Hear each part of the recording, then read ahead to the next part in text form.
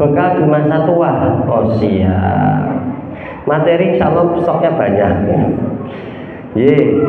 Kita bahas tentang bekal di usia senja. Ibu dan bapak yang insya Allah dirahmati oleh Allah Subhanahu Wa Taala, nanti mohon izin selesai kajian saya langsung pamit. Jam Ba'da Isya ngisi teng masjid besar Fitrah Kebak Kramat. Tak google dari sini 30 menit ternyata. Jadi nanti selesai saya langsung ke Kebak Kramat. Materinya bekal di masa tua ibu dan bapak. Jadi saya bikin materi ini sebenarnya untuk diri saya sendiri juga, mempersiapkan diri ini memasuki masa usia senja. Ternyata memang kita ini sebagai manusia pasti akan mengalami masa tua. Ya. Dalam Quran surah Al-Mu'min ayat 67 kita sudah tahu semua. Huwallazi khalaqakum min turab. Kita ini diciptakan oleh Allah dari tanah. Dari fase tanah kemudian thumma min nutfah, kita akan memasuki fase menjadi nutfah. Setelah itu thumma min alaqah, segumpal darah, kemudian segumpal daging. Setelah itu ibu dan bapak, kita akan memasuki fase thumma yukhrijukum tiflan. Kita akan dilahirkan dari perut emak kita menjadi seorang anak-anak. Ketika memasuki fase anak-anak, thumma litablughu asyuddakum, kita pasti bakalan memasuki fase yang paling kuat menjadi orang yang dewasa. Thumma litakunu suyukhan, setelah itu pasti kita bakalan tua. Nah ini fase tua. Berarti kalau mas-mas yang di sebelah kanannya Pak Dede, kamu berarti masih fase ini nih. Fase ini mau masuk sini. Yang sebagainya sudah mulai masuk sini semua ini ya. Tapi nek kita bisa tua ya alhamdulillah. Karena kata Allah wa minkum mayyutawaffa min qabl. Ada orang yang belum sempat tua sudah keburu meninggal. Ternyata tua itu adalah penyakit yang tidak ada obatnya, kata Nabi Muhammad sallallahu alaihi wasallam ya. Di dalam hadis riwayat At-Tirmidzi, ibu dan bapak, sebentar. Ini isanya jam 18.43. Oke. Ibu dan bapak, jadi masa tua itu adalah masa di mana disebutkan di dalam hadis masa penyakit yang tidak ada obatnya. Jadi dalam riwayat At-Tirmidzi, innallaha, sesungguhnya Allah, lam yada'an illa wada'an lahu syifa'an. Kalau Allah meletakkan sebuah penyakit, maka Allah pun akan meletakkan juga obatnya. Illa da'an wahidan, kecuali satu penyakit yang enggak ada obatnya. Qalu ya Rasulullah wa ma huwa? Apa penyakit yang tidak ada obatnya? Qala al-haram, yaitu masa tua. Kenapa masa tua itu disebut penyakit, Bu? Pak? Karena di masa tua adalah di mana semua kemampuan tubuh kita akan menurun dan penyakit teko kabeh. Betul apa betul? Nanti saya jelaskan. Dan kenapa disebut tidak ada obatnya?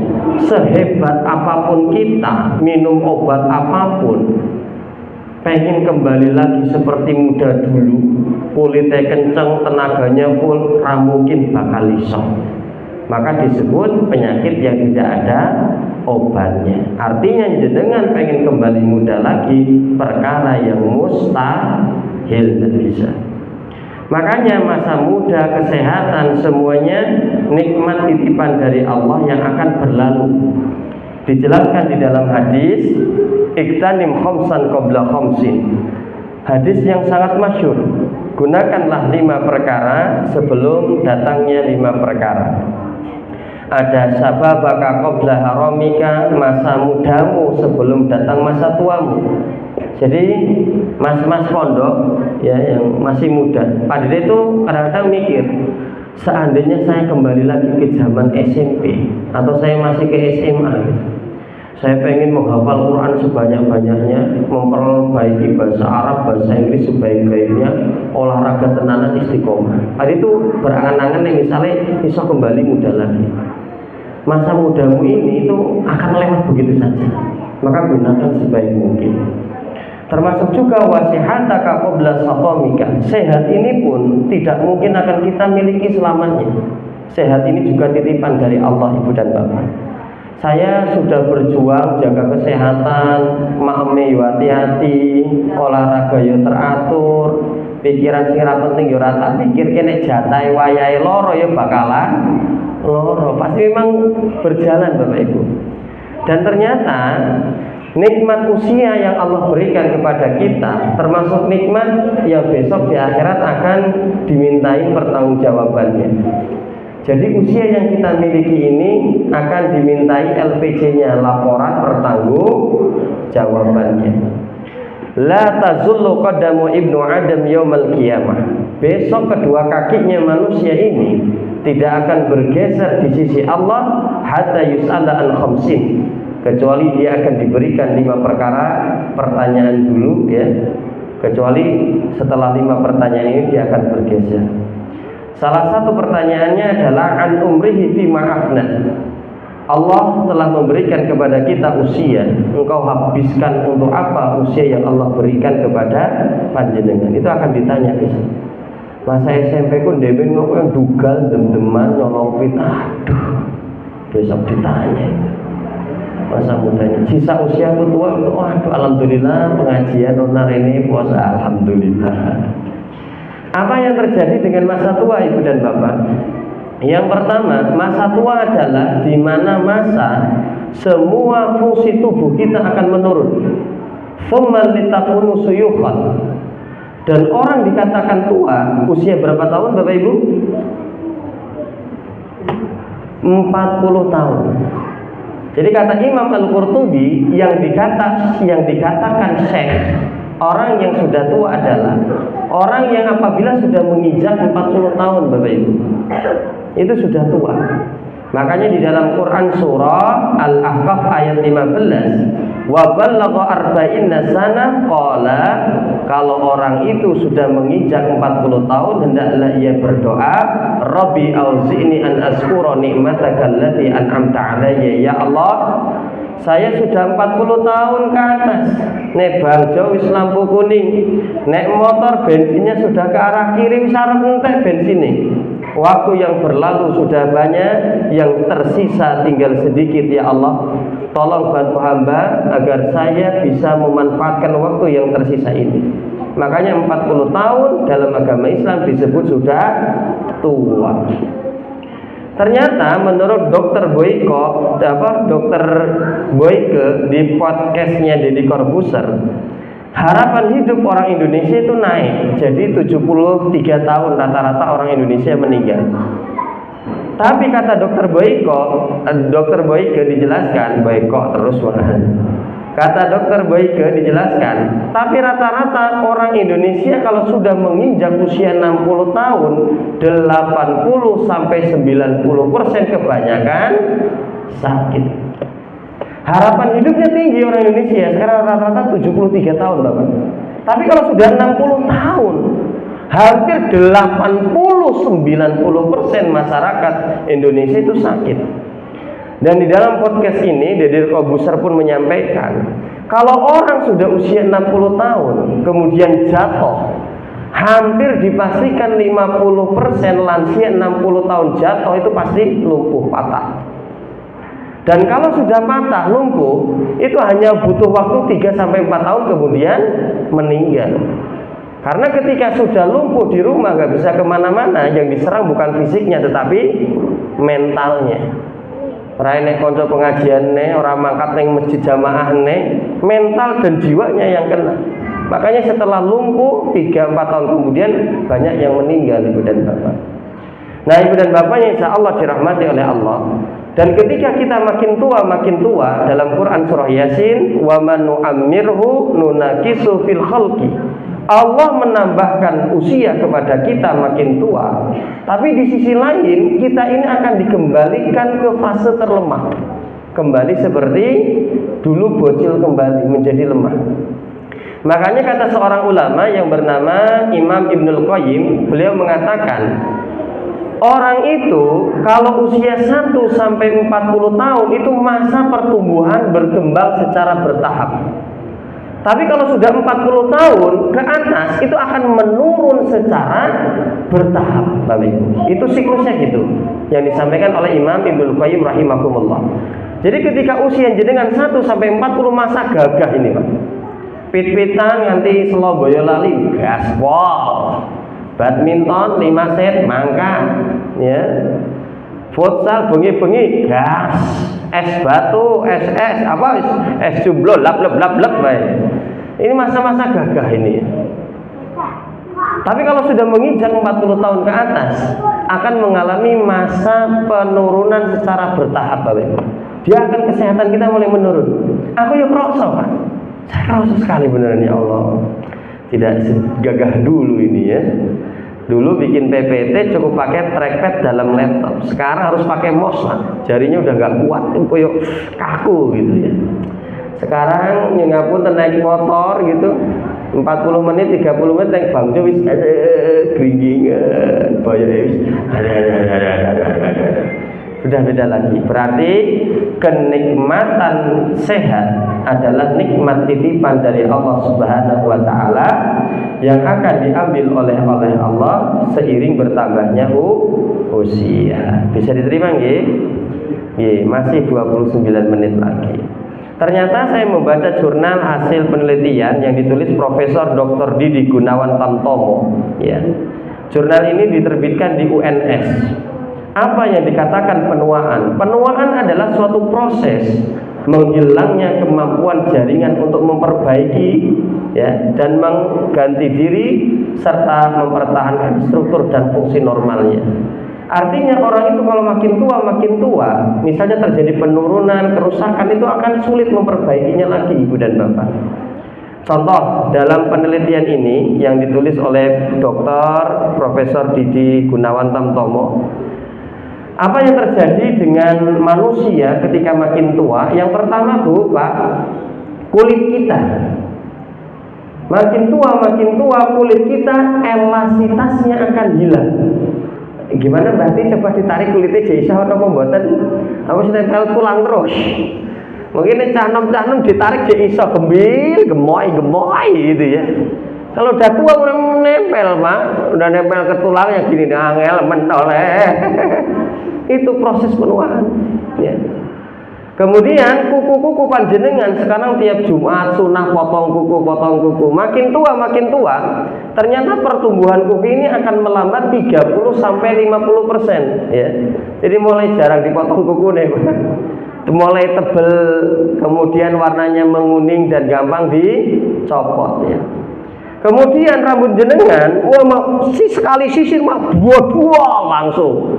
Wah, meniki sekali sisir mah buah langsung sisir, disalahke sambone kira cocok. Padahal memang sudah faktor usia. Makin tua mulai sering rontok rambut kita. Tapi uniknya rambut kepala rontok, tapi bulu hidung sama alis itu makin panjang, Bu. Makanya gurunya Gus Baha, Kiai Haji Muhaimin Juber tuh kan sudah sepuh itu alisnya sampai menutupi matanya. Bulu hidungnya maju.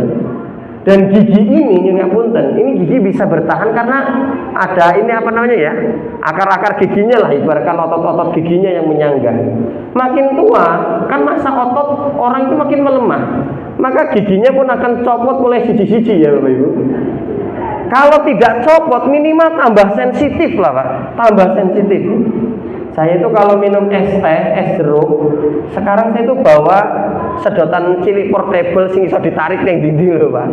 Soalnya kalau es ketemu gigi saya, tenan mau kuat iki.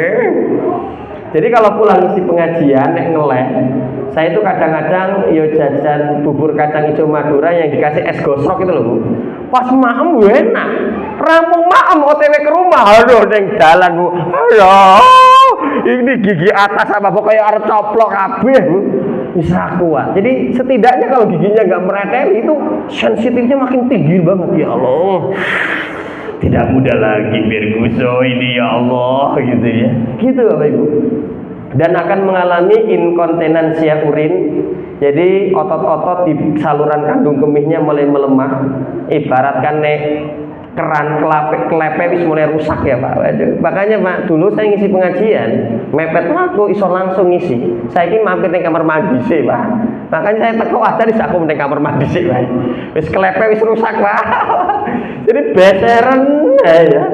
Ini kayak gitulah Ibu dan Bapak ya. Jenengan juga ngapunten ya Bu. Guyu Siti ra iso nahan macrit gitu ya. Guyu Siti macrit itu ya. Jadi sering pakai pampers atau pembalut padahal nggak menstruasi gitu, jaga nih Pak Dede gitu. Memang tua Pak, masanya tua kayak gitu. Makanya termasuk juga nembak aku bau ting gedor-gedor kamar mandi ojo dimarahin. Memang mereka bisa kuat nahan. Wah cepet lah, aku mati. Memang sudah kayak gitu, udah gak bisa nahan pipis dan sebagainya Ibu dan Bapak. Terus akan mengalami atrofi mukosa. Jadi bagian lambungnya mulai menipis Ibu dan Bapak. Jadi telat makan, Mbak Kakung itu yo mencret. Kebanyakan makan yo mencret. Makan pedes siti mules langsung, kecut siti mules langsung. Makanya nyunya punten. Yang di rumahnya punya Mbak Kakung Mbak Uti kudu sing sabar. Urusan makan dadi rewel soalnya. Makanya kadangkala membuat menu masakan dua macam. Betul apa betul? Sing nom-nom kayak cabe lombok kecut blab-blab-blab. Mbakmu kayak kecut siti asoro aku anjing langsung. Makanya nyuwun ngapunten kalau Mbak Kakung Mbak Uti rewel urusan makan, kita harus yang mudah paham, tafahum. Jadi Mbak Kakung Mbak Uti dikai apapun gelem, tetapi yang nggak bisa diajak kerjasama adalah lambungnya yang nggak bisa diajak kerjasama. Mulutnya jadi dikai apapun gelem, tapi lambungnya yang nggak bisa diajak kerjasama. Jadi canom-canom sesok nenek Mbak Kakung Mbak Uti neng omah rewel urusan makanan sing sabar gitu. Memang lambungnya nggak bisa diajak kerjasama. Ya faktor usia. Ada sebuah IG namanya Dr. Dodi Rizky ya. Beliau ini dokter spesialis dalam. Ada salah satu pasien sudah Mbak Kakung Bapak Ibu. Jadi usia 80 tahun, kurus kering, keluhannya nyeri ulu hati, obat kesana kesini tapi nggak sembuh. Ketika diberikan pertanyaan gitu, Pak makannya apa? Kata dokter ini. Kata anak-anaknya kalau makan mah bagus dok, nasi sama lauk masih bisa. Kata dokternya wajar Pak, lambungnya nggak sembuh-sembuh. Lah kenapa dok? Mbahnya kan udah nggak ada giginya. Padahal makanan kudu dilumat dulu di mulut. Udah lumat baru deh turun ke lambung. Kalau belum lumat langsung masuk lambung, sedangkan lambung mbah sudah tipis, makin berat deh. Oh. Berarti kalau orang sudah sepuh itu pilihannya dua, makanan yang lembut-lembut atau yang kedua pakai gigi palsu. Kemarin saya ngisi di Masjid An-Nur, Giringan belakang Mitra Kartasuro, usia 85 tahun jek ngetes sholat berjamaah jek semangat sergap. Salaman sama saya kok guyune nyenengke kok giginya rata. Kan ini anaknya ada di samping saya. Kok Mbak Kakung 85 giginya sih utuh kabeh. Wis entek kabeh kok Pak Dede lho. Oh, ternyata pakai gigi palsu semua, ketok rapi menang batin gitu loh ya. Jadi nyuwun ngapunten nggih Mbak Kakung, Mbak Uti. Berarti makanannya yang lembut-lembut, sekoli jenang. Mone sing ada airnya dan sebagainya ya. Termasuk juga Ibu dan Bapak, ternyata kalau orang makin tua, sendi-sendinya itu mulai menjadi kaku, tidak elastis, dan masa ototnya itu akan mengurang. Nyungapunten. Sekarang mungkin saya lari, masih jogging 35 menit, 40 menit masih kuat, Pak. Karena masih elastis kaki saya. Tapi lama-kelamaan sendi-sendi ini makin tua, itu mulai kaku Pak. Elastisitasnya hilang. Berarti kalau hilang kaku, jenengan melaku-melaku, suwe-suwe kaya robot. Sekarang masih bisa gini, suwe-suwe kaya robot. Betul apa betul Bapak Ibu? Makanya kenapa banyak lansia jatuh dari kamar mandi Bapak Ibu? Yang disalahkan biasanya lantainya licin, tapi karena sendinya sudah kaku, masa ototnya turun, jadi ini arep obat yang kamar mandi, obat kabeh, keseimbangan hilang terus geblak, maka geblak terus. Nyun ngapunten, ini saya tampilkan ibunya Aderai ya, hanya sekilas saja soalnya kan nonis ya. Ini ibunya Aderai meninggal di usia 77 tahun ya. Jadi ibunya Aderai ini ketika usia 77 tahun itu masih kuat, aktivitasnya masih lancar. Ternyata sama Aderai itu disimpan, ibunya itu tinggalnya di lantai 2.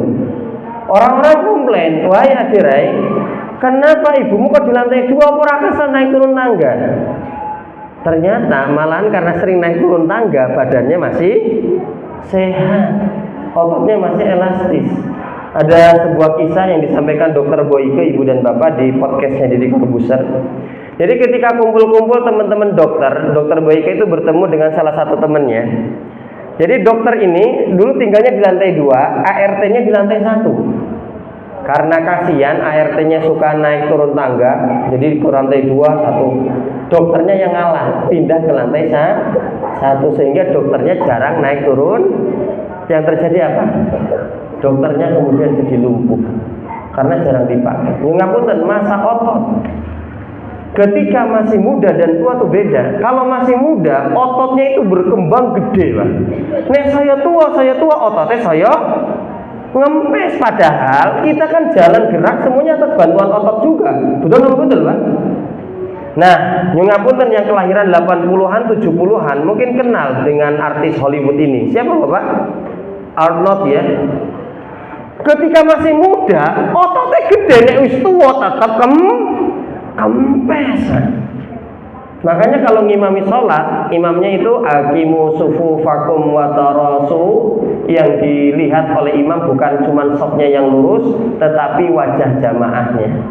Nek jamaahnya yang teko remaja masjid usia 60 tahun, ya bacaannya aja dawa-dawa. Kenapa?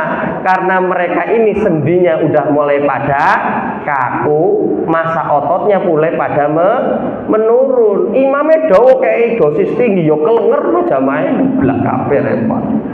Termasuk juga ibu dan bapak, kemampuan otak kita makin lama otak kita akan menurun. Otak kita akan menjadi ingatan jangka pendek. Ya, ibu dan bapak akan mengalami pikun atau demensia. Bu, sudah berapa kali lupa matiin kompor? Mulai sering. Udah mulai lupa nama-nama orang, Bu. Sik lali iki jenenge sapa sik, mulai lali ya. Kunci, kacamata, mulai lali ini memang. Ya ngapunten, ini memang kayak gitu, ini saya ambil dari IG, ya. Nenek ini berkali-kali mengganggu tetangganya di malam hari, mengeluh tentang lampu terang yang membuatnya tidak bisa tidur. Sorry, it's 1:30 in the morning. I have to work. You're ringing my doorbell like you're crazy. Supaya adil, pria tersebut memutuskan untuk menelepon polisi. Namun, ketika polisi datang dan mengecek situasinya, mereka menyatakan bahwa lampu tersebut tidak bermasalah karena tidak langsung menyinari jendela nenek itu. Meskipun nenek tersebut salah, jadi dia itu nek malam-malam gedoki pintu tetanggane. Kayak teman saya di daerah Solo Baru juga sama. Karena malam udah mulai sulit tidur. Jadi akan mengalami kepikunan ibu dan bapak, demensia. Jadi ingatannya mulai menjadi ingatan jangka pendek ya. Nah ibu dan bapak yang insya Allah dirahmati oleh Allah, makanya kenapa orang tua itu kok gampang ngamuan, gampang nangis dewe? Karena dia ini harus menghadapi perubahan fisik yang sebelumnya bisa gerak ke sana kemari jadi nggak bisa, akan mengalami perubahan kognitif yang sebelumnya bisa ingat apa-apa jadi gampang lali. Kalau tidak siap menghadapi ini, dia akan stres, gampang nesu, gampang emosi gitu. Makanya ibu dan bapak, salah satu nasihat yang disampaikan oleh Al-Quran, kalau kita makin tua lebih banyak pasrah dan tawakal kepada Allah. Selain pasrah dan tawakal, yang kedua tetap istiqomah berbuat ibadah. Wa may yuslim wajhahu ilallah, barang siapa di masa tuanya dia pasrah dan tawakal kepada Allah, wa huwa muhsinun, dan dia tetap berbuat baik, faqad istamsaka bil urwatil wuthqa, dia ini seperti berpegang kepada tali Allah yang tidak akan pernah putus. Jadi apa yang terjadi ketika kita memasuki masa tua yang pertama, masa tua di mana masa semua fungsi tubuh kita menurun. Yang kedua, ternyata nikmat bisa tua itu nikmat muqayyadah, bisa membuat panjenengan bahagia, atau sebaliknya, nikmat panjang ini bisa membuat panjenengan celaka.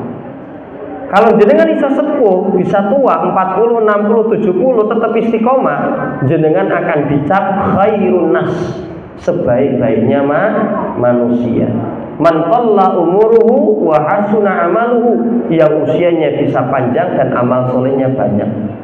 Tapi nek jenengan usia panjang malahan gaplek perintilan, saya tuwek malahan saya petakilan, maka jenengan termasuk golongan la yukallimuhumullahu yaumal qiyamah, tidak akan diajak berbicara oleh Allah, wala yuzakihim, dosanya tidak akan dibersihkan, wala yaduru ilaihim, Allah tidak akan melihat panjenengan, walahum adzabun alim, dan jenengan akan mendapatkan siksaan yang pedih. Salah satunya saikhun zanin, lelaki tua yang masih doyan berzina, Bapak Ibu. Jadi masa tua itu bisa membuat jenengan beruntung atau membuat jenengan celaka, tergantung jenengan makanya gimana. Nek udah tua cek main cap jikiah sregep tenanan, gaplek yo neng maju remuk-remuk ya. Makanya ibu dan bapak yang insyaallah dirahmati oleh Allah, ada beberapa bekal ya untuk kita di masa tua. Tinggal 14 menit lagi, saya bagi dua. Yang pertama adalah bekal untuk jasmani kita dulu. Ya, saya mengambil Kemenkes RI ya. Ada 5 hal yang bisa kita harus jaga, Bapak Ibu. Monggo yang 40 tahun ke atas atau OTW 40. Yang pertama bekal jasmani adalah tetap kudu obat. Orang yang tidak mau olahraga di masa tuanya akan banyak menderitanya. Contoh perbedaan, Bapak Ibu.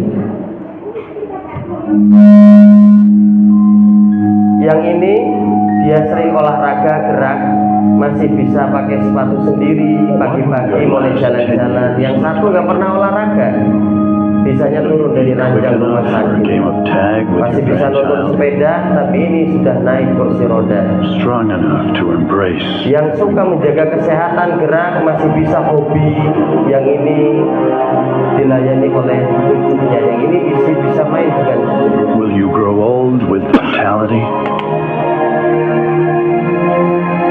Or get old with disease?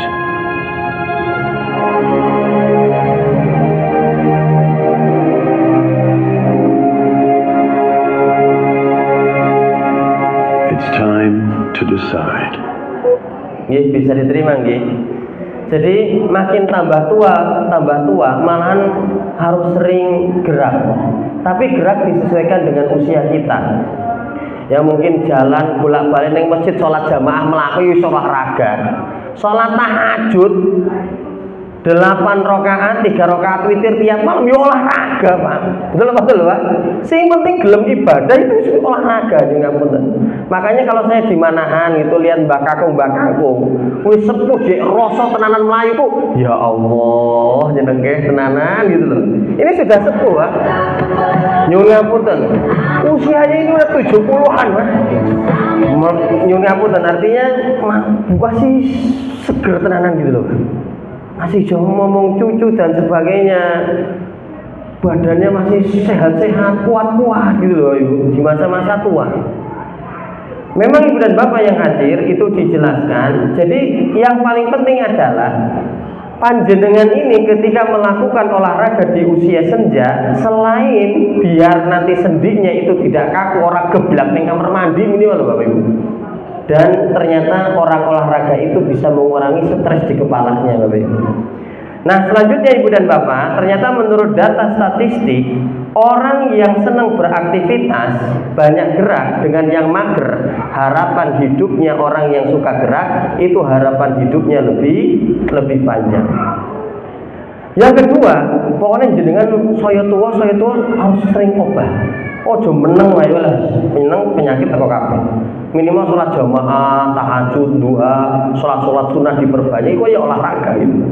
Kemudian yang kedua, nyuwun ngapunten, urusan makanan itu benar-benar harus hati-hati, ya. Karena kita ini makan untuk hidup, bukan hidup untuk makan. Dijelaskan ibu dan bapak dalam Quran surah Al-A'raf ayat 31, wa kulu wasrabu wa la tusrifu. Makan dan minumlah, jangan berlebihan. Ternyata urusan mengatur makanan di dalam tafsir jama'allahu tibu kulluhu fi nisfi ayatin. Dari ayat ini itu setengah pengobatan terdapat Bapak Ibu. Artinya sumber penyakit itu rata-rata dari mulut. Kalau tidak salah makan, salah ngomong gitu. Jadi hati-hati ibu dan bapak. Termasuk juga jenengan kalau malam-malam nek ngeleh, makan di malam hari diminimalisir lah. Jadi kalau jam 12 ngeleh malahan bikin mie goreng. Jam 1 ngeleh ternyata orang yang sering makan malam di atas jam 9, jam 10 akan mengalami kardiovaskuler ya, gangguan dalam jantungnya. Jadi setelah akeh gerak, yang kedua mulai makanannya dihati-hati. Jangan cari makanan-makanan yang sehat. Nggak harus mahal ibu dan bapak. Nah termasuk juga nyuwun ngapunten ibu dan bapak, orang makin tua urusan istirahat itu nggak bisa ditawar loh. Jenengan melek siti, begadang siti, vertigone kambuh was. Masuk angin langsung Bapak Ibu. Betul Bapak Ibu. Makanya saya paling cocok pengajian itu pada maghrib sampai isya Pak. Wis paling apik, isya istirahat pulang. Betul Pak. Nggak salah. Waktu anak saya lahir, kan anak pertama, cucu pertama, ibu saya itu seneng ranjama, nunggu 10 tahun pengen cucu kan. Wah, bengi-bengi nangis, gen, anu bauti wak sing gendong, gen bauti wah, begadang ibu saya. Saya suka tepar, aku lara. Tetap mbak aku bauti itu nggak bisa begadang Bapak Ibu. Jadi nyuwun ngapunten, misalnya di sini ada Mbak Kakung bauti lagi sare, ojo diloke. Kong yang ini sare wae. Memang nek sampun sepuh harus banyak butuh istirahat. Di kompas.com juga rata-rata kalau sudah 50 tahun ke atas jam 9 malam itu sudah waktunya istirahat. Makanya di dalam hadis ibu dan bapak, kana yakrahu naum qabla al-isya wal haditsa ba'da. Nabi itu membenci orang-orang yang habis sholat isya ngobrol-ngobrol yang tidak ada manfaatnya. Dan termasuk kalau sudah punya lansia di rumah ada Mbak Kakung Mbak Uti, nek iso turune aja dhewe. Karena nyuwun ngapunten, kalau kayak gini gimana coba? Jadi Mbak Kakungnya bangun, kayaknya mungkin mulai sesek. Anak-anaknya rene. Mbak Kakungnya ngambil selang oksigen. Singkat cerita ibu dan bapak, nah namanya juga udah sepuh kan tremor ya. Pas ngambil selang, deg-degan dewe tuh, ketarik selangnya, untung saja itunya nggak jatuh menimpa dia. Selang oksigennya itu loh, untung nggak jatuh nimpa apa namanya. Ini sampai suaranya keras banget nih Pak. Tak ulang sedikit.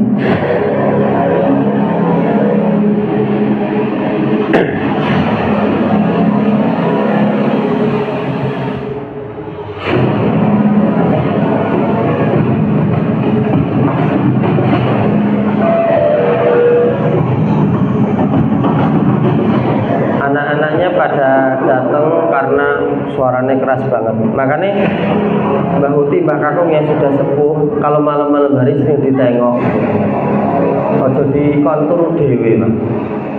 Anak-anaknya juga ganti ngancani.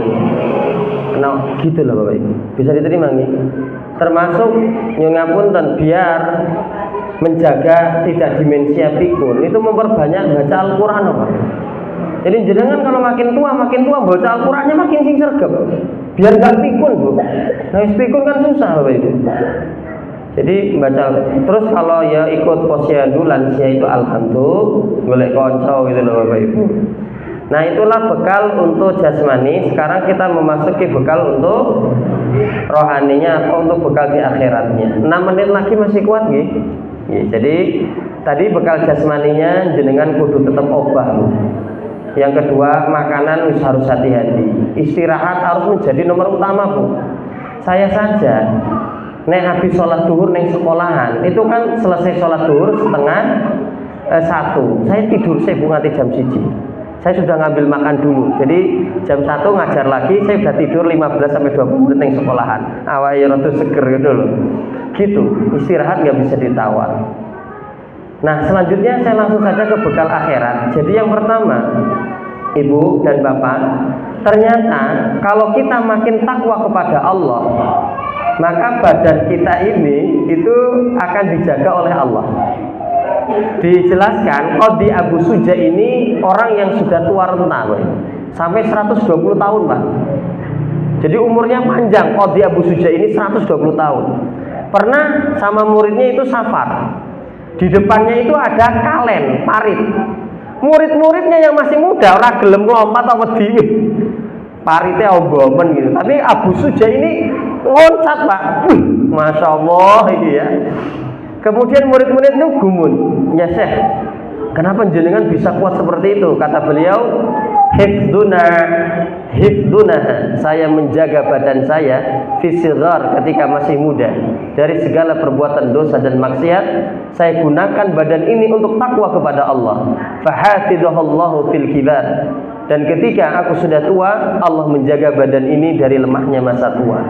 Jadi nyungapunten, kalau jenengan di masa tua sakit-sakitan, banyak istighfar. Ya Allah, den aku nakale, pas nom-nomane nakale ranjama, dem-deman, pancap dikian barang. Jadi nek astagfirullah, ya wis maklum nek saiki tua, penyakitnya kaya ngene kabeh gitu. Karena masa tua itu tabungan dari masa mudanya. Nah, apa yang harus dilakukan untuk bekal akhirat, Ibu? Yang pertama, jenengan harus menjadikan ibadah yang wajib nomor 1. Wa ma taqarraba ilayya 'abdi bi syai'in ahabba.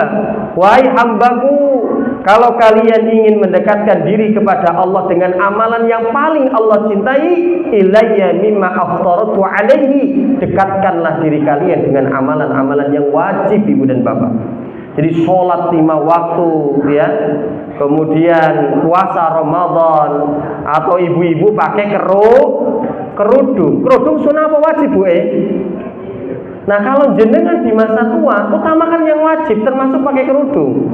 Barang siapa yang disibukkan dengan yang sunnah sampai melupakan yang wajib, kata Ibnu Hajar, wa man saghallahun nafl.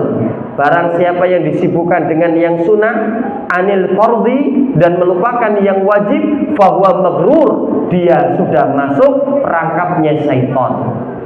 Jenengan seragap Senin Kemis poso, jenengan seragap poso ayamul bid, tapi orang nganggo kerudung malahan kelenger.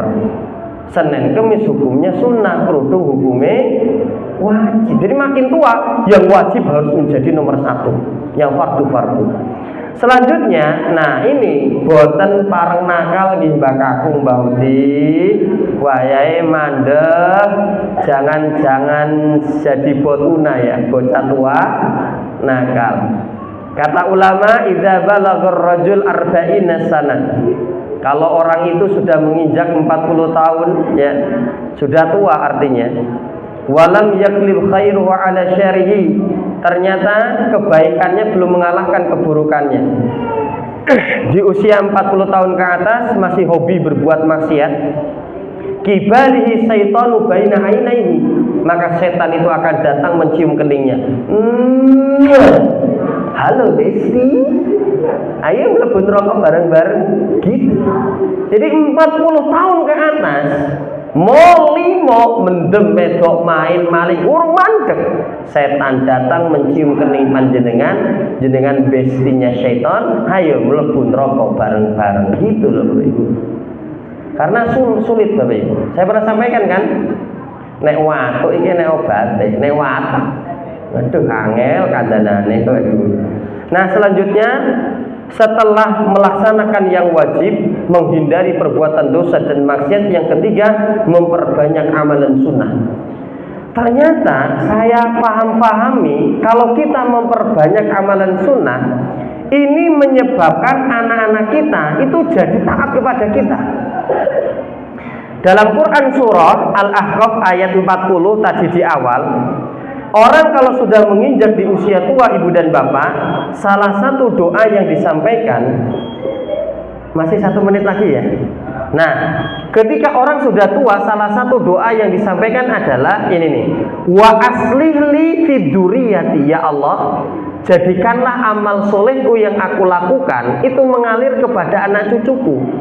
Artinya amalan solehnya orang tua, amalan sunnah-sunnahnya itu akan bermanfaat untuk cucu-cucu anak-anaknya, membuat anak cucunya ini menjadi anak yang soleh-solehah dan bisa berbakti kepada orang tuanya. Berarti kalau jenengan di masa tua memperbanyak amalan sunnah, tahajud, kemudian sholat duha dan lain-lainnya, itu akan membuat anak panjenengan akan lebih berbakti kepada jenengan. Inilah yang disampaikan oleh Sa'id bin Al-Musayyib, ibu dan bapak. Dijelaskan, la azidanna fis salati, wahai anak-anakku, bapak tidak menambah amalan-amalan sholat sunnah bapak, bapak tidak menambah rokaat sholat sunnah bapak, min ajli, kecuali untuk kalian. Kan sholat sunnah kan bisa ditambah terus kan, sesuai kemampuan panjenengan. Nek wajib ojo gawe aturan dhewe. Berarti kata Sa'id bin Al-Musayyib, amalan sunnah, sholat sunnah yang ditambah akan membuat anak-anak jenengan makin soleh-solehah, Bapak Ibu. Makanya sekarang saya arep sholat sunnah kelingan anakku, wah iki gua anakku ya Allah, gen sesuk dadi anak soleh-solehah, mampu berbakti kepada bapak ibunya. Bisa diterima nggih Bapak Ibu? Dan yang nomor 4, karena kita makin tua, tenaganya makin berkurang. Ibadah saya tua, saya abot. Betul Bu? Saya abot Bu. Dan zikirlah amalan yang tidak perlu tenaga yang banyak. Berarti di masa tua, zikir harus menjadi amalan salah satu prioritas panjenengan. Semua waktu-waktu kosong diisi dengan zikir. Dan terakhir, sering nyah-nyoh. Masa tua pelit celaka. Tanamkanlah memori-memori indah di anak-anak panjenengan. Mengapunten Ibu, ini sedikit membicarakan ibu saya. Saya itu kok makin tua, ibu saya kok makin ini ya. Oleh arep akikoh toh? Iya Bu, wis rasa diakikohi ibu wae sing ngakikohi anakmu. Anak saya besok mau masuk KB. Kali saya mau masuk KB toh? Iya, diman di al-khair. Ya wis sesuk ibu sing mbayari SMP. Aduh ya Allah, aku dadi sing dhewe. Rasa buahku dhewe duwite. Wis ra apa-apa nggo putune ibu. Kita kan jadi mikir anaknya. Ibu saya baik banget sama anak saya. Maka saya sebagai anaknya ibu saya pasti akan lebih baik juga. Betul Bapak Ibu? Makanya tahabu makin tua nyah-nyoh. Jangan makin pelit. Malahan kan nek orang Jawa ada yang wis rapi langsung digawe ke omah, nek sing teratur lho Pak. Nyos. Pokoknya makin tua makin dermawan. Itu anak-anak masih kelingan terus. Nek enek duwite. Nek ora enek piye? Wis sumeh ngono wis saewak sak iso ya, itu pasti anak juga seneng luar biasa. Nggih, alhamdulillahirabbil. Jadi itu ya bisa yang saya sampaikan Ibu dan Bapak. Kesimpulannya apa? Masa tua pasti akan datang Bapak Ibu.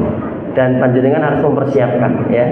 Dan masa tua itu tergantung panjenengan. Nek jenengan baik jadi jos, tapi nek jenengan macam-macam ya gaplek printilan dadi celaka. Bisa diterima nggih? Monggo disimpulkan masing-masing mawon nggih. Ada langsung tutup mawon nggih. Nggih. Ibu dan Bapak, demikian yang bisa saya sampaikan. Ada kurang dan lebihnya saya mohon maaf. Wa akhiru da'wana alhamdulillahirabbil alamin. Wassalamualaikum warahmatullahi wabarakatuh. Nggih. Ya, betul. Jadi, sama luar biasa bekal di usia tua ini benar-benar ada anak masa belum tua tapi ilmu yang sangat bermanfaat, apalagi bagi kita yang sudah tua, yaitu fisik juga rohani luar biasa. Dan sebetulnya tadi masih butuh, tapi ya karena memang ini Ustaz full jadwal kajian luar biasa, seluruh raya. Kalau saya lihat di medsosnya itu memang patut sekali. Mudah-mudahan Allah selalu memberikan kesehatan kepada Ustaz Didi. Amin. Maka kita akhiri kajian pada malam hari ini dengan membaca hamdalah dan doa kafaratul majelis. Alhamdulillahirobbilalamin.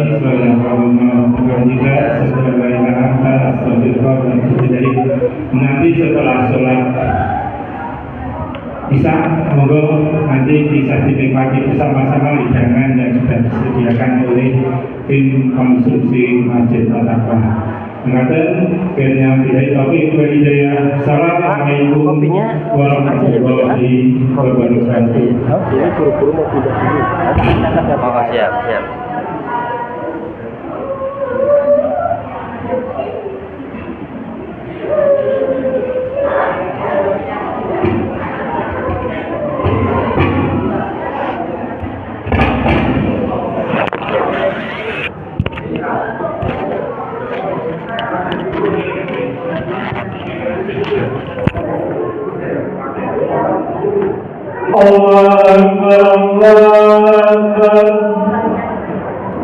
Allah